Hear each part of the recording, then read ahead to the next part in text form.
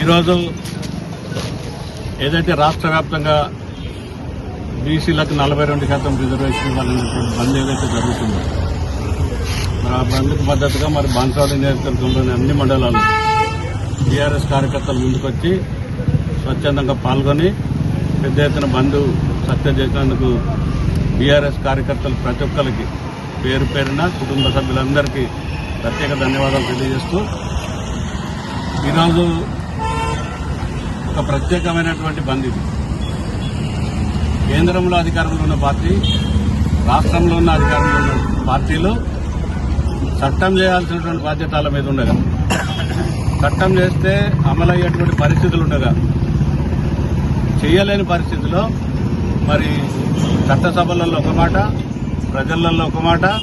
మరి కేంద్ర రాష్ట్ర ప్రభుత్వాలు రెండు కూడా, అక్కడ మోడీ గారు కానీ, ఇక్కడ రేవంత్ రెడ్డి గారు కానీ, అక్కడ నడ్డా కానీ, ఇక్కడ మహేష్ కుమార్ గౌడ్ గారు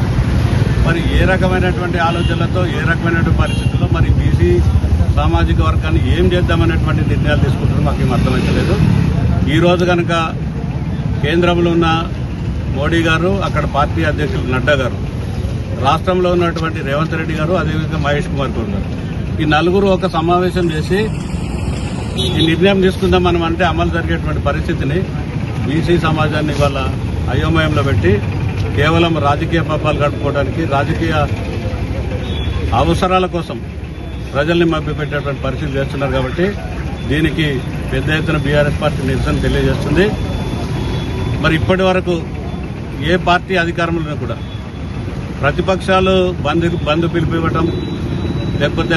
ఏ వర్గాలకు అన్యాయం జరుగుతుందో ఇవాళ బీసీ బంద్లాగా బీసీ వర్గాలు చెప్పినట్టు ఏ వర్గాలకు అన్యాయం జరుగుతుందో వాళ్ళు ముందుకొచ్చి బంద్లు పెట్టడం చూసినాం. కానీ మొట్టమొదటిసారి కపట నాటకాలు ఆడుతూ బీజేపీ, కాంగ్రెస్ పార్టీలు రెండు దొంగ వేషాలు వేసుకుని